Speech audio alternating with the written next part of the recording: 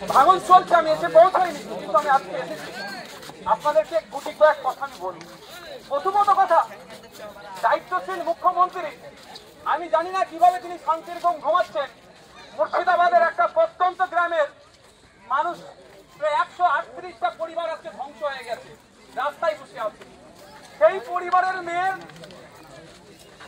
সন্তান প্রসবের সময় হয়ে আসছে, সে এই ধরনের পরিবারের মধ্যে আছে।